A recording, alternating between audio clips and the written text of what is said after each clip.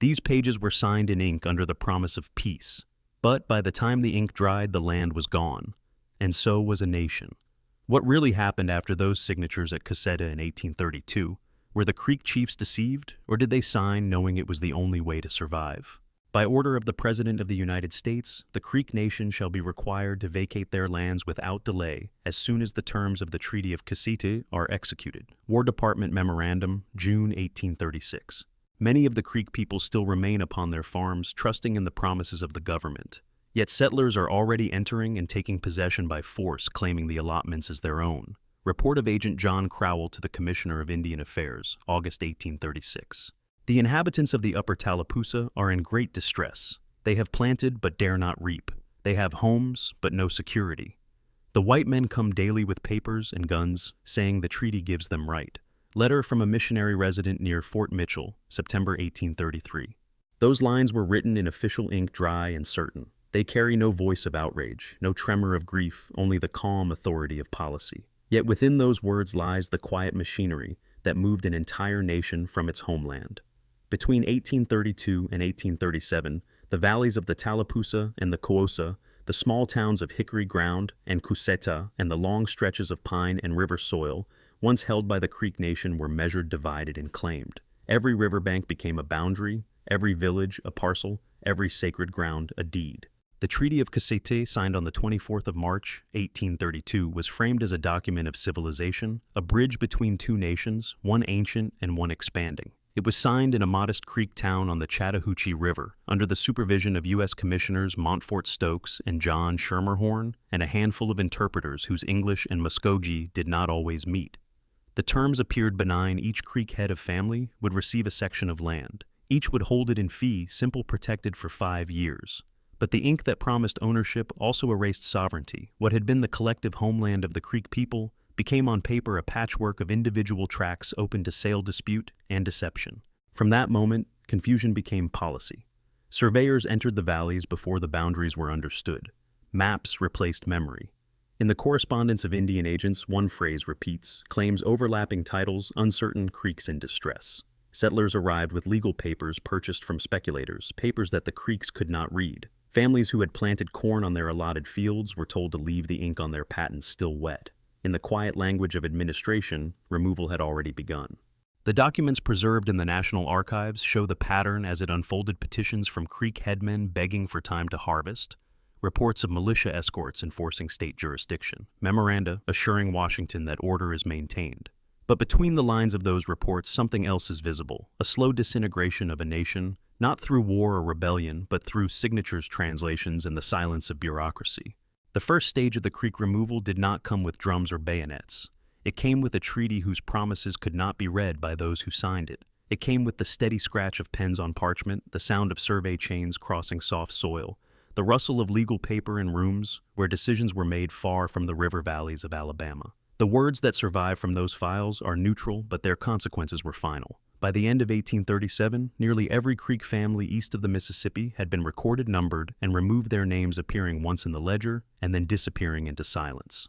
This is how the record begins, with orders, with reports, with the illusion of law. The handwriting has faded, but the meaning remains. A treaty meant to civilize became a mechanism of displacement.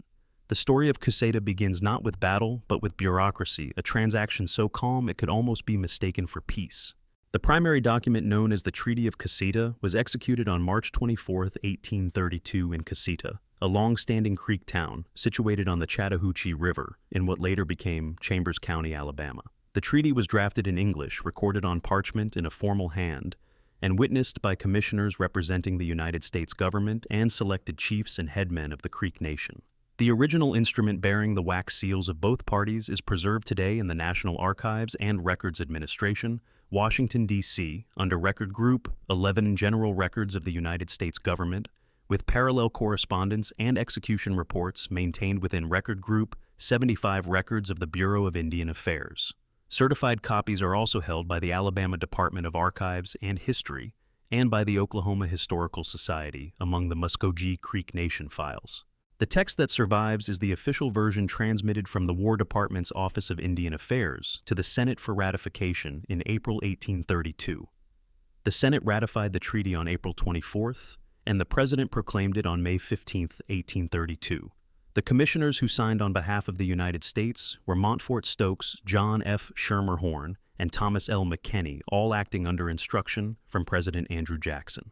The treaty's language reflects the administrative vocabulary of Jackson's Indian policy civilization, cession allotment, and removal. It was the fourth and final treaty concluded with the Creek Nation east of the Mississippi following the treaties of Fort Jackson, 1814, Indian Springs, 1825, and Washington, 1826.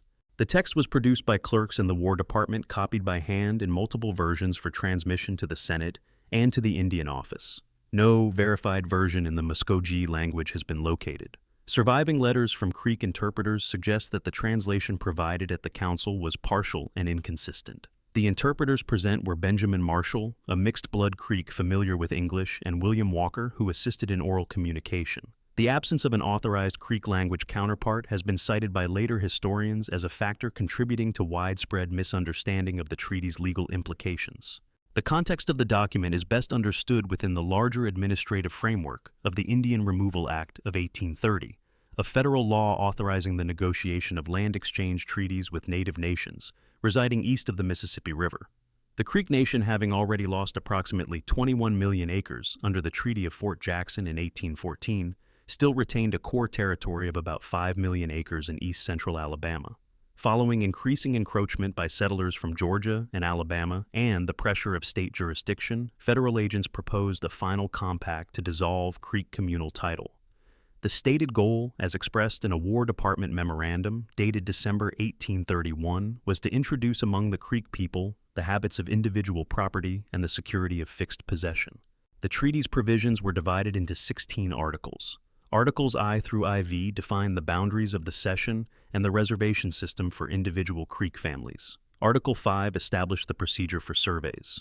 Articles 6 through X address debts, trading privileges, and the rights of mixed-blood Creek citizens. Article 11 provided for compensation for improvements left behind by emigrating families. Articles 12 through 16 concern the payment schedule and the responsibilities of the federal government in carrying out the removal of those who chose to emigrate. The wording of Article 1 contains the essential legal transfer. The Creek Nation of Indians cede to the United States all their lands east of the Mississippi River. In the same paragraph, the United States agreed to grant patents and fee simple to individual Creek heads of families, a clause later interpreted to mean that these parcels could be bought and sold. The persons whose names appear on the Creek side of the document included leading figures of both the Upper Creek and Lower Creek divisions: Chili McIntosh, Opathle, Yoholo, Chilocco, Harjo, Big Warrior's descendants, Tallahassee, Harjo, Tuskegee, Yoholo, and others. Some signed willingly, others under the persuasion of federal negotiators who promised that the agreement would secure permanent homes. Contemporary testimony from Agent John Crowell indicates that several chiefs were reluctant to proceed, but accepted when told that refusal would result in the loss of all annuities and the occupation of their land by state forces. Immediately following ratification, the War Department compiled a schedule of land selections, assigning each Creek family a specific tract. These lists, now preserved in Bureau of Indian Affairs, Creek Agency Papers, 1832-1837, became the legal foundation for the distribution of Creek property. The survey work was performed by the General Land Office using township and range divisions imposed upon the former Creek territory. The first surveys began in the summer of 1832, only weeks after proclamation, with surveyors establishing baselines across the Tallapoosa and Coosa River valleys. The purpose of these records was administrative. Each tract was recorded with the name of the Creek allottee, the legal description of the land, and the notations occupied, vacant, or claimed by settler. The forms were to be returned to Washington to issue formal patents. However, correspondence between local agents and the War Department shows that the process quickly deteriorated. Many Creeks unfamiliar with English legal conventions did not claim their selections in time. Others sold their certificates under pressure from traders or settlers. Still others found their farms surveyed incorrectly or declared abandoned. By late 1833, the Bureau of Indian Affairs was receiving numerous complaints that patents were being issued to non-Creek claimants. Supplementary materials to the treaty include the instructions to the commissioners issued by Secretary of War Lewis Cass on January 14, 1832, specifying the objectives of negotiation and the terms under which land cessions would be accepted. These instructions, filed among the executive documents of the Senate, clarify the government's intent to extinguish Creek title entirely and to convert those remaining east of the Mississippi into individual landholders subject to state law. The correspondence between Cass and Schermerhorn during the negotiations details the logistical arrangements, the provision of rations for delegates, the construction of temporary council houses at Cusseta, and the deployment of interpreters.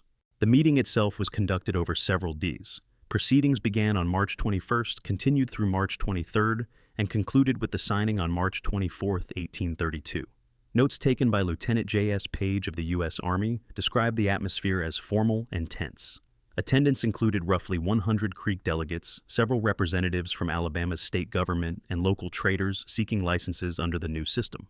Page's notes, later filed among the Army correspondence files Fort Mitchell, record that the Creek leaders expressed concern about the consequences of individual allotment, but were assured by Commissioner Stokes that no Creek shall be compelled to sell his land. The text of the treaty was sent to Washington via courier and entered into the Senate Journal on April 10, 1832. Ratification occurred 2 weeks later. The public notice of the treaty was printed in Niles's Weekly Register on June 9, 1832, describing it as a peaceful and equitable adjustment of Indian affairs in Alabama. Subsequent correspondence, however, reveals that the document's meaning was not uniformly understood. Missionaries associated with the American Board of Commissioners for Foreign Missions, stationed near Tallahassee and Cusseta, wrote privately to Boston that the Creeks believe they are to remain in their present homes. These letters, preserved in the missionary correspondence series Harvard University Library, serve as secondary confirmation that the Muskogee delegates may not have grasped the permanent nature of the cession. The discovery of these materials in modern archives allows historians to reconstruct the administrative narrative without conjecture. The original treaty with its seals and signatures was catalogued by the National Archives in 1904 under the heading Indian Treaties 1778 to 1842. The Creek allotment registers, once stored at the General Land Office, were transferred to the Bureau of Indian Affairs and microfilmed in the mid-20th century. The Crowell Papers, including his reports from Fort Mitchell, were located in the Library of Congress Manuscript Division in 1952 and subsequently published in the Documentary History of the Indian Policy of the United States. Each of these holdings represents a link in the documentary chain connecting the formal Act of March 1832 with the forced emigration of 1836 to 1837. The record's purpose was procedural, not narrative. It was designed to facilitate legal transfer, not to describe human experience. Each memorandum letter and survey plat was a fragment of a bureaucratic system, extending from Washington to the Alabama frontier. Collectively, they form the administrative foundation for one of the most significant land transformations in the early 19th century American South. When examined together, they establish a consistent chronology: the negotiation at Cusseta, ratification by Congress, issuance of patents, escalation of conflicts, and eventual removal. From a documentary standpoint, the Treaty of Cusseta thus serves as both a legal instrument and a historical source. Its authors were government officials, its language the formal diction of property law. Its audience was not the Creek people, but the Senate and the land offices. The surviving manuscripts are official copies made for bureaucratic continuity. They contain no personal reflection, no commentary, no expression of regret, only the structure of legal authority. In the context of archival study, every date and name attached to the treaty traces the progression of U.S. Indian policy in the 1830s, centralization under the War Department, the use of standardized treaty forms, and the coordination between federal and state jurisdictions in the Southeast. Each signature confirms the administrative nature of the event documentation of compliance, not mutual understanding. It is this absence of voice from the Creek side, an absence caused by language barriers, by displacement, and by time, that defines the document's historical character. The Treaty of Cusseta remains at its core, a government record precise in form, final in consequence, and preserved as evidence of the moment when the legal identity of the Creek homeland was converted into federal property lines. In the spring of 1832, the air over the Chattahoochee Valley carried the sound of a meeting that would unmake a nation. The council at Cusseta had been called under the authority of the United States, its purpose declared as the final adjustment of Creek affairs within the limits of Alabama. On March 24th, in a long wooden structure built hastily for the occasion, commissioners representing the federal government and headmen of the Creek Nation gathered around a table, heavy with parchment and seals. Outside, families waited: farmers, traders, interpreters, children, their lives suspended on the promise of words they could not all read. Commissioner John F. Schermerhorn wrote that evening, "The chiefs have signed the articles as prepared. The conduct of the Indians has been peaceable, though marked by evident distress. They appear to be reconciled to the measure as unavoidable. His tone was procedural, but the scene he described was anything but calm. Many of the Upper Creek leaders had argued until nightfall that they could not surrender the last of their homeland. Yet, as the hours passed, the argument gave way to silence. To refuse would mean war. To sign might mean survival. Montfort Stokes, the senior commissioner, noted in his report. The greater part of the discussion was oral. I cannot state with certainty that all the points were clearly understood on their part. Among the signatures affixed that day were those of men who had inherited authority from generations past. Big Warrior's son, Tuckabatchee, Yoholo, Tuskegee, Harjo, Chili McIntosh, and several lesser headmen of mixed ancestry. The marks they placed beside their names were simple crosses or symbols, each pressed into the parchment with trembling care. A short declaration accompanied their signatures. We have executed the treaty in the hope of preserving peace. We were told that by this arrangement we would each have our own farm secure from intrusion. The Great Father at Washington has promised us protection. We trust his word. The treaty itself contains 16 articles, but for the people who signed it, the meaning reduced to one: each family would have land to live on. That promise was enough to still the protests of the elders gathered at Cusseta. For years they had watched settlers press closer down from Georgia, across from the Coosa Valley fencing fields, cutting timber, testing the limits of Creek patience. The ink on the treaty was meant to end those trespasses. It did not. When the news reached Fort Mitchell, Agent John Crowell recorded his cautious optimism. The Creeks generally seem pleased with the idea of having separate tracts, but they are ignorant of the forms required. Many have already been visited by white men offering to buy their claims. I have advised them not to sell until the patents are delivered. But he knew even as he wrote that the machinery of speculation had begun to move faster than the machinery of government. Crowell's later dispatches grew darker. Reports reach me daily that the people of Alabama and Georgia cross into the Creek territory, cutting timber, building cabins, and driving off the inhabitants. They produce papers purporting to be deeds of purchase from Creek owners, but I have reason to believe these are false. Unless troops are sent, the treaty will become a mere mockery. In Washington, such warnings were received, but not acted upon. The Commissioner of Indian Affairs, Elbert Herring, continued to speak of the Cusseta Treaty as a progressive step in the civilization of the Indian tribes. In his circular of July 1832, he reiterated the official purpose. The object is to induce the Indians to adopt habits of industry and fixed residence. What the letters from Alabama described, fraud, coercion, violence, had no place in those reports. The government required evidence of compliance, not crisis. In the months that followed, the landscape of East Alabama changed with the speed of ink drying on paper. Surveyors appeared in the valleys, marking lines that sliced through the old towns of Hickory Ground, Tallahassee, and Cusseta. Families who had cultivated the same cornfields for generations found strangers driving stakes through their rows. In the Bureau of Indian Affairs files, the language of ownership began to shift. Fields became allotments, homes became tracts, and the people themselves were reduced to names on lists.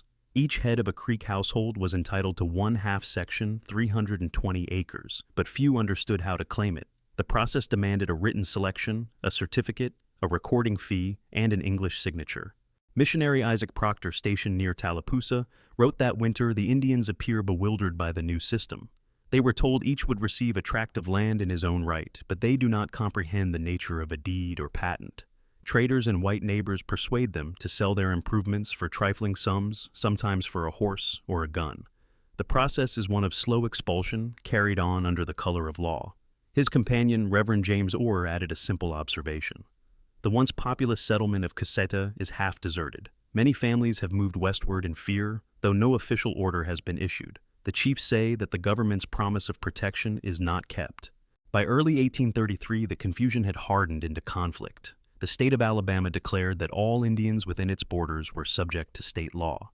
County sheriffs began issuing writs of eviction against Creek occupants accused of trespassing on lands they had lived on since birth. Some fled into the woods, others stood their ground and were jailed. Crowell, powerless to intervene, wrote in February 1833, "The chiefs complain that justice cannot be had in the courts of Alabama. They desire that the United States troops be stationed near Fort Mitchell for their protection." He received no reply. From Montgomery came a report that settlers were claiming Creek farms, by preemption arguing that the Indian owners had voluntarily abandoned them. Surveyors' letters describe scenes of abandonment not by choice but by intimidation. The settlers advance faster than the surveys. In many districts, the boundaries cannot be marked because of disputes. The Indians are intimidated and will not appear to identify their claims. I am compelled to record these lands as vacant. In bureaucratic terms, vacant meant available for sale. The Washington files for that same year preserve the official silence of the government.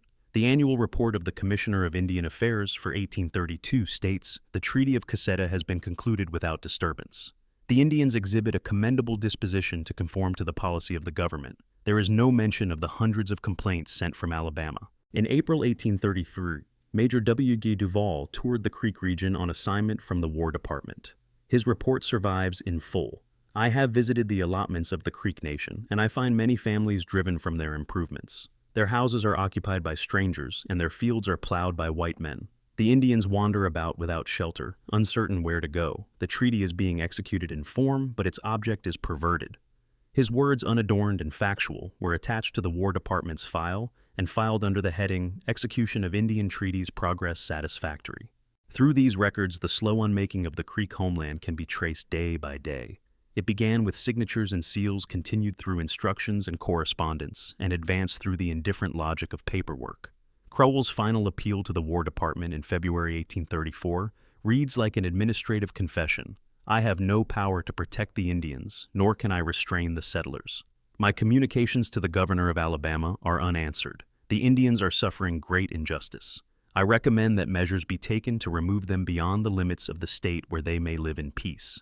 That recommendation, a practical solution written without malice, without emotion, was the final step of the early record. From that point forward, the treaty ceased to be a legal experiment and became a pretext for exile. The letters that follow in the archive no longer discuss patents or deeds, but routes, provisions, and embarkation lists. The bureaucratic vocabulary had shifted from ownership to removal, from title to transport. The Creek Nation had ceased to exist as a political body on paper long before the last families were herded to Fort Mitchell. In the structure of the archival record, the change is subtle yet absolute. Before 1834, documents speak of individual property and improvement. After 1834, they speak of emigration and expedition. The early record thus captures the moment when one language of policy transformed into another, when the promise of civilization gave way to the machinery of removal. All of it is preserved today in bound volumes of brown ink, each page numbered, each entry precise. There are no voices of the people who lived those sentences, only their names written, crossed out, and filed. The early record of the Treaty of Cusseta is not a story told by memory or legend, but by the measured hand of administration dispatches, circulars, and reports that together recount how a treaty meant to secure peace became the written beginning of exile. By 1835, the paper trail of the Treaty of Cusseta had turned into a web of contradictions. Each office, each witness, each newspaper printed a different version of the same unfolding story. The official correspondence from Washington spoke of progress and adjustment, while the reports from Alabama described chaos, blood, and dispossession. What had been promised as a peaceful experiment in civilization was dissolving into open unrest, and every letter preserved from that period contradicts the one before it.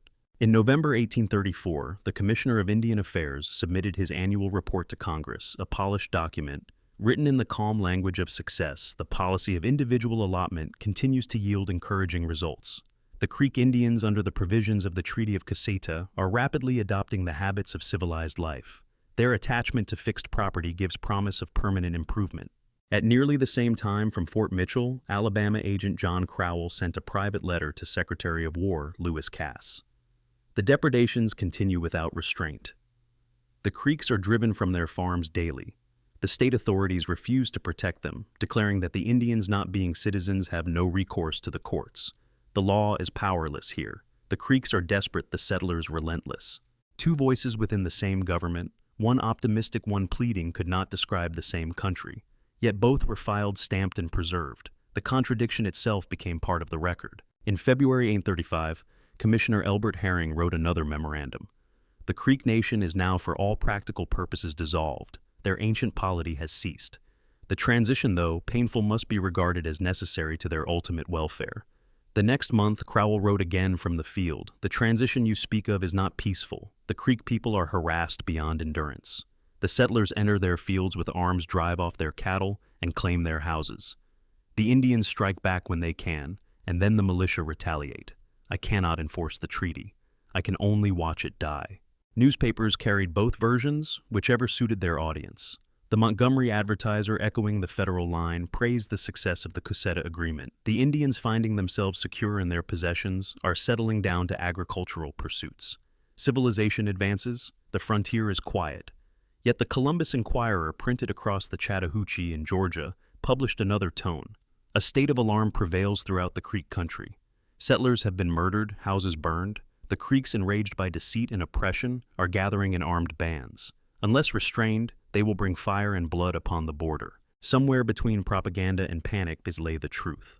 The local reports from missionaries and army officers paint a clearer, harsher picture. Reverend Isaac Proctor, still stationed near Tallapoosa, wrote in May 1835, "The Creek people are losing faith in the government. They see the soldiers do nothing while their homes are taken. They were told they would be citizens upon their farms, but now they are called intruders. I can no longer persuade them to trust in peace." Lieutenant J.S. Page, serving at Fort Mitchell, confirmed the same in his field notes. The Indians are being hunted under color of law. Warrants are issued for trespass upon lands they themselves once owned. Families are arrested for refusing to leave. The settlers call this justice. The Indians call it betrayal. To Washington, however, the troubles seem distant and exaggerated. In a War Department circular dated June 1835, Secretary Cass dismissed the violence as the unavoidable friction of transition. The document stated no serious disturbances have occurred. A few misguided individuals have resisted the changes necessary to progress. The measures adopted by the states will soon restore tranquility. Yet, even as those lines were printed, letters arriving from Alabama told a different story. Major W.G. Duval reported that Indian towns are in ashes, women and children fleeing through the forests, and no record of their names remains. His dispatch, received at the War Department but never published, was annotated in the margin unofficial exaggeration. In August 1835, the contradictions deepened. The governor of Alabama, Clement C. Clay, accused the federal government of weakness. The disorder in the Creek country arises from federal interference. If the troops were withdrawn, the citizens would soon restore peace. The same week, Agent Crowell warned the War Department, if the troops are withdrawn, there will be extermination. Across the border, Georgia's Governor William Schley complained that bands of hostile Creeks were crossing into his state. He demanded immediate removal of the entire nation beyond the Mississippi. The War Department, hoping to avoid further embarrassment, replied that the emigration is voluntary and proceeding according to treaty. It was not. Private letters from Army officers contradict those official claims. Captain John K. Smith wrote from Fort Mitchell on September 3, 1835, "There is no voluntary movement westward. The Indians are surrounded, their crops seized, their dwellings occupied by settlers. The so-called emigrants are prisoners under guard." In another report, Inspector General Ethan Allen Hitchcock concluded, "The present disturbances are the direct consequence of conflicting jurisdictions and the violation of treaty faith. The Indians have been deceived by promises never intended to be kept. What the settlers call rebellion is despair." Yet Hitchcock's report was filed under the heading "Unverified." The War Department's public statement, issued 1 month later, insisted peace has been restored among the Creek Indians, and their gradual emigration will soon remove all cause of difficulty. By early 1836, the correspondence had turned frantic. Every level of authority issued its own version of events. The War Department called for restraint. Alabama's legislature demanded expulsion. The Army prepared for action.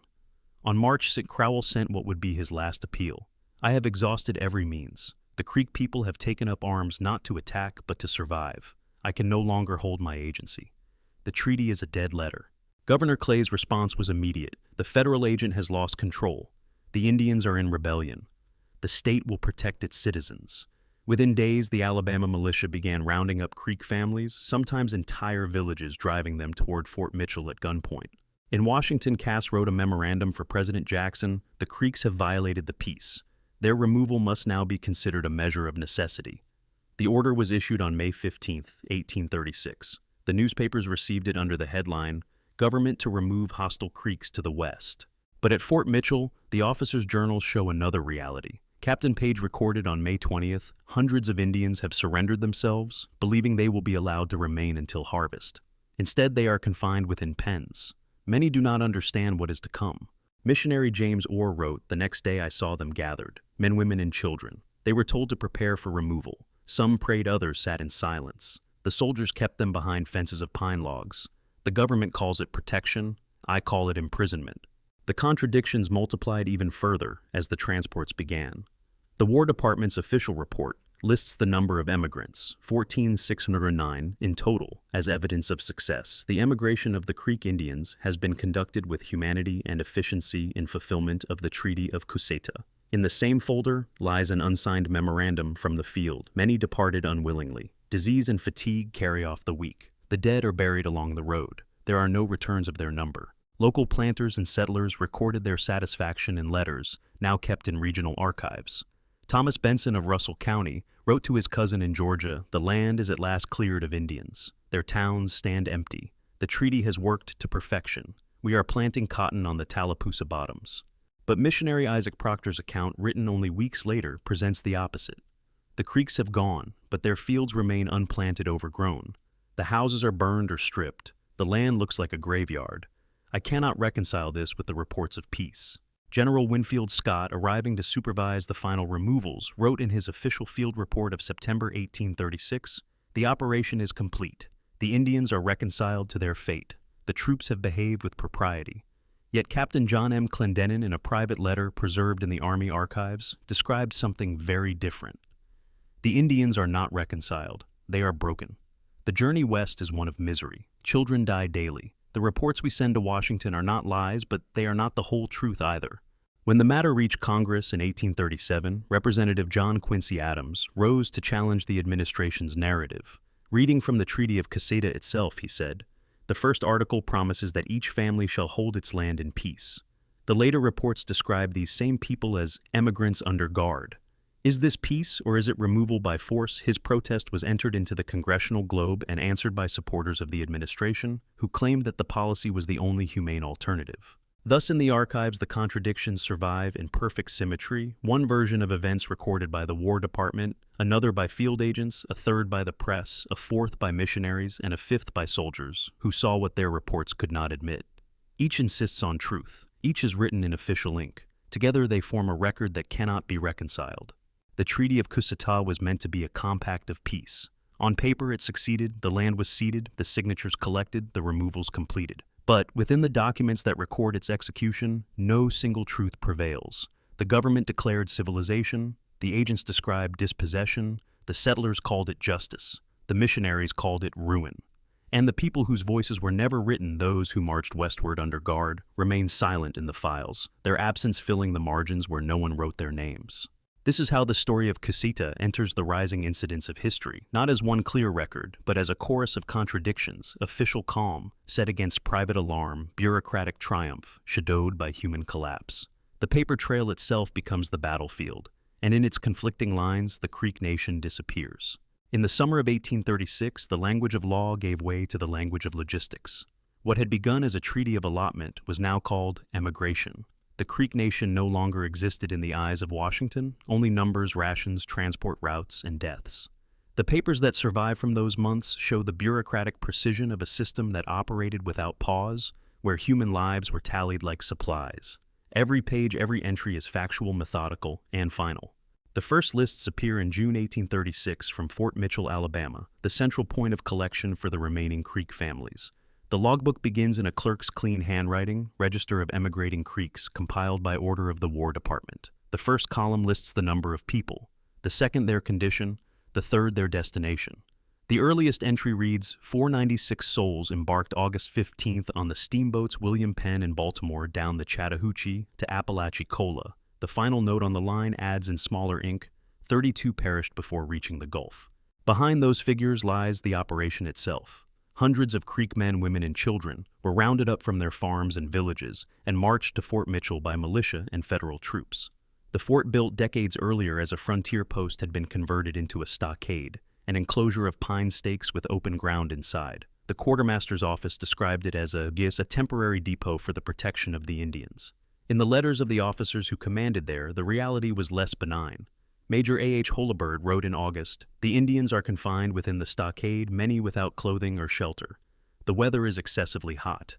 The sickness is severe. Several die daily. The delay in transport is due to the want of boats." Another observer, Inspector General Ethan Allen Hitchcock, sent a report to Washington that same month. Upward of 1,400 Indians are now enclosed within the palisade at Fort Mitchell. Their condition is deplorable. The rations are insufficient and many are destitute. The mortality is high, particularly among the children. Unless immediate measures are taken, great numbers will perish. His warning reached the War Department but was not acted upon. Quartermaster General Thomas S. Jessup replied curtly, "The delay in forwarding provisions is unavoidable. The number of Indians exceeds the estimate originally furnished. The file containing both letters is stamped "Received and placed among the Indian Emigration Correspondence, 1836." From there, the official record continues in steady rhythm. August 1st, detachment 496 people by river. September 2nd, detachment 1 people overland to Montgomery and Mobile. October 3rd, detachment 1 to 12 people by wagons to the Tombigbee River. November 4th, detachment 943. December 5th, detachment 102. Each group is led by a captain assigned a surgeon and issued rations for 10 days at 1 pound of flour, 1/2 pound of beef, 1 gill of salt. Each entry is signed and certified as executed in accordance with orders. The War Department Summary of Operations for that winter states, the emigration of the Creek Indians is proceeding in an orderly and humane manner. The detachments are under competent officers and all necessary provisions have been made. The same file also holds a medical report from Assistant Surgeon J. M. Scott, dated November 1836. Cases of dysentery and fever are numerous. The crowding aboard the boats is excessive. I have vaccinated 273 individuals. Many are in a state of exhaustion. 8 died last night. A second medical officer, Dr. Samuel Stone, noted, the steamboat Montezuma departed New Orleans for the Arkansas with 514 Creeks on board. The voyage was stormy. Several were lost overboard. The dead were buried at sea. The survivors are much reduced. The quartermaster's log continues without interruption, each page filled with details of rations issued, wagons hired, and deaths recorded. On January 4th, 1837, one line reads, 103 deaths since the last report. Bodies buried along the riverbank without coffins. The people are indifferent, exhibiting no emotion. Another note adds simply, several old men refused food and died sitting upright. By February 1837, nearly all remaining Creek families east of the Mississippi had been rounded up. Captain Ethan W. Babbitt of the Alabama Volunteers wrote from Columbus, the refugees still in the woods are hunted by militia parties. Several have been shot attempting to cross the Chattahoochee. It is impossible to distinguish friend from foe. The war is over, but the killing continues. The War Department correspondence of February 14, 1837, signed by Commissioner Elbert Herring, framed it differently. The emigration is nearly completed. Of those remaining east of the Mississippi, many are wanderers. They will be collected in small parties and forwarded under escort. It is recommended that further annuities be paid in the West. The word wanderers replaced refugees. The meaning, however, was the same. The shipments downriver passed through Mobile and New Orleans, where officers recorded their arrivals. One entry reads, arrived at Mobile October 1st with 712 Creeks under charge. Several deaths occurred on the road. The Indians are submissive and resigned. The New Orleans Port Register for that autumn contains the names of the vessels Huron, Hudson, Montezuma, and Baltimore, each followed by the annotation Indian Emigrants Destination, Fort Gibson. The War Department's report to Congress the following year summarized it in one sentence. The emigration of the Creek Nation has been conducted with humanity and efficiency in full execution of the Treaty of Cusseta. That single sentence became the official conclusion of an operation that spanned 9 months and cost an estimated 1,800 lives. Yet deeper in the same archives, the field evidence contradicts the tone of success. Inspector General Hitchcock, stationed at Fort Gibson when the transports arrived, filed a private report marked confidential. The emigrating Creeks arrive in miserable condition. They are destitute, sick, and demoralized. Many died on the boats, others upon landing. I have witnessed scenes of extreme suffering. Their silence is more dreadful than complaint. His letter received the routine acknowledgement placed on file. The Register of Arrivals Creek Emigrants, kept at Fort Gibson from January through June 1837, provides an unbroken numerical record. It opens with January 14th, party under Captain Hook, 83 persons, 45 sick, 12 dead on arrival. The next line, January 21st, party under Captain Babbitt, 741 persons, 42 sick, 7 births, 9 deaths. Each week, new entries appear until the final line, dated March 28, 1837, emigration concluded. Total number received 14,609. Total deaths en route 1,863. In May, Superintendent William Armstrong submitted his official statement from Fort Gibson. The Creek emigrants are now located along the Verdigris and Canadian rivers. Temporary shelters have been provided. The chiefs express gratitude for the government's protection. The report closes with the phrase used in almost every document of that year. Their prospects for civilization are encouraging. A different letter, written by missionary Isaac Proctor, that same month records no such optimism. I have visited the Creek camps. They are weak, sick, and dispirited. The soil is poor, the water unwholesome. Many say they wish they had died on their own land. The government speaks of gratitude, but I hear none. As the months passed, disease spread among the new settlements in Indian Territory. The medical returns from Fort Gibson Hospital list cases of measles, cholera, and starvation. In August 1837, the commanding officer reported deaths among the emigrant Indians continue. The supply of corn is exhausted. The mortality among children is especially severe. The Creek chiefs request relief. By the end of 1837, the government declared the removal complete. The annual report of the Bureau of Indian Affairs concluded, the Creek Nation has been established in its new home west of the Mississippi. The object of the treaty is fully accomplished. But the record does not end there. The following years produced petitions from Creek survivors and mixed-blood claimants seeking compensation for lost property. These are stored in the Creek Nation Docket, U.S. Court of Claims, 1850 to 1852. The wording is repetitive and restrained. We were promised patents under the Treaty of March 24, 1832. We received none. Our lands were sold. We seek redress. Each case ends the same way, dismissed for want of jurisdiction. The documentation of removal ends where the litigation begins, both written in the same tone of bureaucratic finality. The last formal reference to the Cusseta Treaty in official federal papers appears in the War Department's 1840 summary. The provisions of the Treaty of Cusseta have been fully executed. The lands formerly held by the Creek Indians are now occupied by citizens of Alabama and Georgia. The Indians have been established in their new homes in the West, where they may enjoy the blessings of civilization. No follow-up was conducted on how many of those Indians survived to enjoy such blessings. The mortality tables remained buried in the quartermaster's logs. The petitions ignored the graves unmarked along the river routes. Later, when historians compiled the American State Papers, Indian Affairs, the Treaty of Cusseta appeared as a brief entry. Its implementation summarized in a paragraph of administrative prose. It reads, executed in conformity with the Act of Congress. Emigration effected. Object accomplished. From the first signatures at Cusseta to the last burial along the Arkansas, the record remains consistent in one respect, the absence of any word from those who endured it. The Creek people appear only in the passive voice, collected, embarked, delivered, established. The documents do not name the dead, only the officers who reported them. The file closes not with sorrow or reflection, but with a final certification, respectfully submitted. The deepening record of the Treaty of Cusseta is thus a history written entirely in reports. It contains no judgment, no emotion, only data. But through that data, the shape of truth is unmistakable, a treaty signed in the name of civilization that led step by step through the halls of administration, onto boats through disease and hunger, and into exile. Every form filled, every report filed, every life recorded as one unit transported. And in the end, the government declared the work complete, not with victory, not with grief, but with the quiet precision of an accomplished task.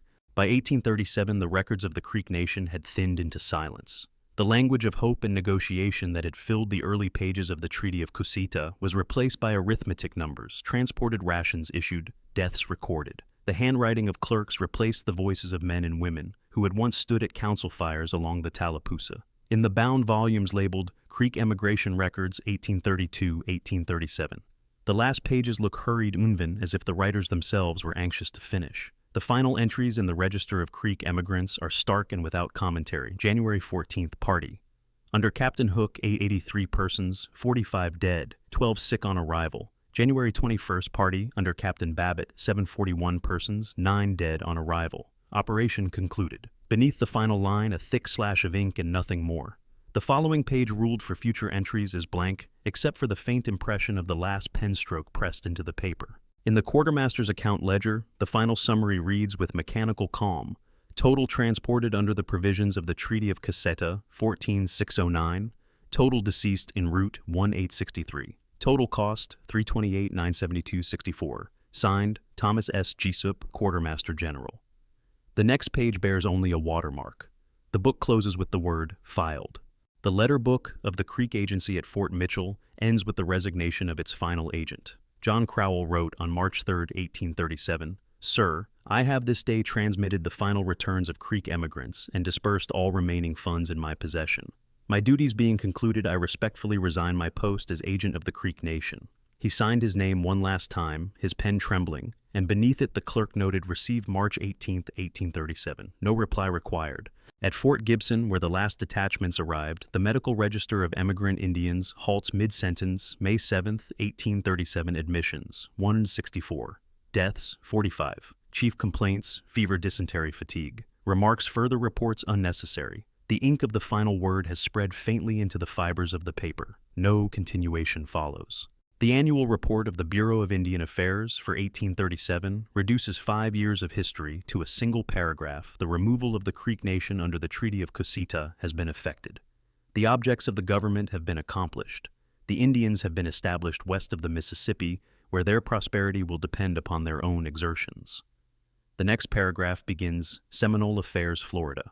In the Index of Correspondence Office of Indian Affairs, the last line of the Creek file is written in neat clerk's hand. October 6, 1837 file on Creek Nation, closed for want of further communication. The next line opens a new section, Cherokee removal correspondence opened. The handwriting is identical. The bureaucracy moved on without pause. The Land Office Register of Creek allotments ends under the date of October 1837. Tract number 47, Alauti, Yoholo, Miko. 320 acres on the Tallapoosa River. Status vacant. Entry void. The page opposite remains empty. In the margin, a later archivist added one word in pencil, abandoned.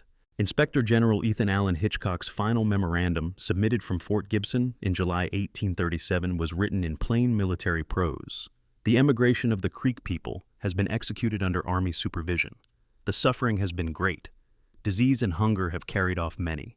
The survivors are docile and without hope. I can add nothing further. His report was received and marked filed. There is no response. The General Land Office map of Creek cessions, printed the following year, transformed the treaty into geography. The valleys of the Coosa, Tallapoosa, and Chattahoochee were shaded gray. Across them in block letters the caption, Former Creek lands now open to settlement. Beneath it the notation compiled from surveys executed under the Treaty of Cusseta. No towns are shown. Only rivers, boundaries, and coordinates.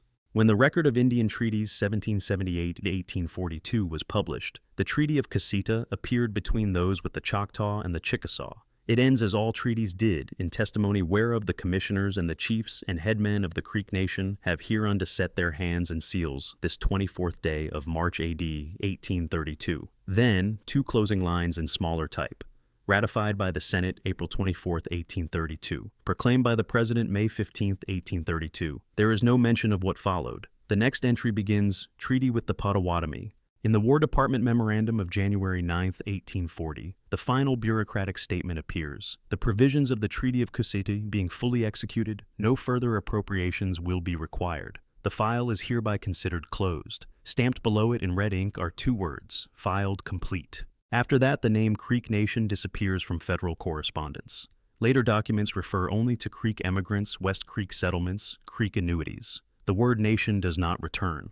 By 1861, when the American state papers Indian Affairs compiled a retrospective list, the entire episode was condensed to a single line. Treaty of Cusseta, March 24, 1832, executed under authority of the Indian Removal Act, session complete, title extinguished. Inside the archives today, the bundle labeled Creek Nation, 1832 to 1840, remains tied in red cord, its pages browned with time. The final sheet carries no text except a penciled note written by a cataloger decades later, end of record. That phrase stands as the last line in the official story. The handwriting stops, the record does not resume. The treaty that began with signatures beneath the promise of peace ends with a sentence of administrative closure. The Creek Nation disappears not through conquest or declaration, but through the quiet termination of ink through the absence of another page. Today, the Treaty of Cusseta exists not as a living document of diplomacy, but as a collection of fragile pages held in several institutions across the United States. The original treaty signed on March 24, 1832, is preserved in the vaults of the National Archives in Washington, D.C., within Record Group 11, General Records of the United States Government. It lies in a climate-controlled drawer alongside other treaties that reshape the geography of the continent, the Treaty of Dancing Rabbit Creek, the Treaty of New Echota, and the Treaty of Payne's Landing. The parchment is brittle, its ink brown to the color of dried leaves. Along the folds, the paper has begun to separate. Each signature from the American commissioners to the Creek headmen remains visible, faint but legible. The marks of the Creek signatories are small crosses and symbols pressed by trembling hands. The correspondence that followed the treaty's signing is scattered among collections that rarely meet in the same room. The War Department Memoranda Agent Reports and Quartermaster Logs are part of Record Group 75, records of the Bureau of Indian Affairs. The field notes and medical returns from Fort Mitchell and Fort Gibson are preserved in the Military Division records of the National Archives at College Park, Maryland. Personal letters such as those of Inspector General Ethan Allen Hitchcock survive in the Library of Congress Manuscript Division. The missionary correspondence of Isaac Proctor and James Orr is kept in the archives of the American Board of Commissioners for Foreign Missions at Harvard Divinity School. None of these documents were intended to endure beyond their administrative function. Yet together, they form the surviving body of evidence through which historians have reconstructed the fate of the Creek Nation. Many of the original field ledgers were rediscovered only in the 20th century. The Register of Creek Emigrants, the book that lists in sequence each group sent westward, was found in 1936 in the basement of a government warehouse in St. Louis during an inventory of War Department files. The cover was detached, the pages warped by humidity. It was transferred to the National Archives in 1938, catalogued under Entry 236 Indian Immigration Records, 1831 to 1841. In its final pages, the words "Operation Concluded" remain exactly as written in 1837, a closing line without punctuation. The land allotment registers from Alabama and Georgia, long thought lost, resurfaced in the 1960s during a survey of state archives in Montgomery. They had been stored in a wooden crate marked "Obsolete Land Files." When opened, the documents still carried traces of red sealing wax and the faint smell of river mud. Historians confirmed that the names listed matched those recorded by Crowell and Schermerhorn at Cusseta. These registers now reside in the Alabama Department of Archives and History, but several pages are missing, including the sections for the lower Tallapoosa settlements, where many Creek families had refused to sign. In Oklahoma, the descendants of those removed under the Cusseta Treaty preserved their own fragments, copies of allotment certificates, family Bibles, oral accounts, and land claims filed in later decades. At the Creek Nation Museum in Okmulgee, a small glass case displays one such document, a folded patent dated 1836, issued to Tuskegee Harjo, head of family. The signature of the issuing officer is faded beyond recognition, and the paper bears a hole where a seal once hung. A label beneath it reads, "This was found among the effects of Harjo's great-grandson brought from the Verdigris River settlement. It is the only surviving Creek-held patent known from the 1832 treaty." The remainder of the records tell a quieter story, one of absence. Thousands of names once entered in government ledgers have no further trace. The individuals who appear on those lists, marked as heads of families, orphans, or captives, vanish after arrival at Fort Gibson. The subsequent census rolls of Indian Territory contain only fragments of those names, sometimes altered by mistranslation or by the adaptation of English forms. Scholars have traced fewer than one-third of the families listed in the original immigration registers to later records in Oklahoma. The documents themselves underwent a journey as complex as the people they recorded. In 1853, the War Department transferred its Indian files to the newly formed Office of Indian Affairs, where they were reclassified under miscellaneous Indian treaties. Many were then boxed and forgotten. By the 1890s, the paper had become brittle, and clerks copied portions of the Cusseta correspondence by hand onto new sheets. The copies survive, but the originals of several key letters, including Crowell's last resignation and Hitchcock's field memorandum, are missing. Their absence has left historians with gaps that cannot be filled. When the American State Papers Indian Affairs series was printed between 1861 and 1863, the editors condensed the entire sequence of events into a single entry. Beneath the date and location of the treaty, they summarized the outcome in 12 words, executed under the Indian Removal Act: land ceded, title extinguished, tribe relocated. That reduction from a nation's dissolution to a bureaucratic sentence mirrors the compression of the original record itself. In the 20th century, archivists and historians began to piece the fragments together again. In 1939, historian Grant Foreman used the surviving emigration registers to calculate that nearly 1 in 8 Creeks died during the journey from Alabama to Indian Territory, in his book Indian Removal. The emigration of the 5 civilized tribes of Indians, he called the Treaty of Cusseta a document of peace that became the Charter of Exile. Later scholars have revised those estimates upward, drawing on the rediscovered medical returns from Fort Gibson, which list 1863 recorded deaths but omit entire detachments. Today, researchers continue to study the remaining material through digitized archives. The National Archives catalog includes scanned pages of the treaty, the field reports, and Crowell's letters. Each page opens like a fragment of lost time. The ink strokes uneven, the edges torn, the language unfeeling. Modern transcription projects such as the Creek Treaty Documents initiative undertaken by the Oklahoma Historical Society aim to link these government papers with Creek oral histories, restoring to the record what the documents omitted. Yet many questions remain unanswered. The precise routes of several detachments, the burial sites along the Chattahoochee and the Tombigbee, the identities of hundreds of unnamed children recorded simply as minor dependents, all remain uncertain. The silence within the record is not only physical, but conceptual. The clerks who wrote Operation Concluded believed they were ending a file, not a civilization. They could not have imagined that their brief sentences would one day serve as the last written trace of an entire world of rivers, towns, languages, and songs. Each signature on the treaty, each figure in a ledger, each redacted word became part of a larger absence, the space where a nation once stood. The surviving documents of the Treaty of Cusseta now rest in sealed archives preserved against decay, yet they retain the tension of their creation. The ink that signed away a homeland still carries the weight of its consequences. Every page stripped of emotion remains a record of loss rendered in administrative form. Visitors who view the treaty under glass at the National Archives see only the physical artifact: parchment, faded signatures, a seal half broken, but its meaning extends far beyond what is visible. The real archive lies in the fragments of memory, carried westward in the names still spoken in Oklahoma, and in the stories passed quietly within Creek families about the rivers they left behind. No final document explains why the record ends where it does, or why so many lives disappeared between one page and the next. The archive offers only the echo of bureaucracy, a treaty written to preserve peace, executed to enforce removal, and completed with the words, "File closed." The rest survives in the persistence of those who continue to read, recover, and remember. The Treaty of Cusseta stands today as both an object of study and a warning of how policy becomes history through paperwork. Its surviving pages remind scholars that the end of a record is not the end of a story, and that silence too is a form of evidence. The last word belongs not to the document itself, but to those who keep returning to its margins, searching for what was left, unwritten, the faint remainder of a nation erased in ink. The Creek Nation survived in exile, their language still alive far from the rivers that named them. What does survival mean when your land, your towns, and your ancestors' graves are gone? Do records preserve memory or bury it deeper? Tell us what you hear in those echoes.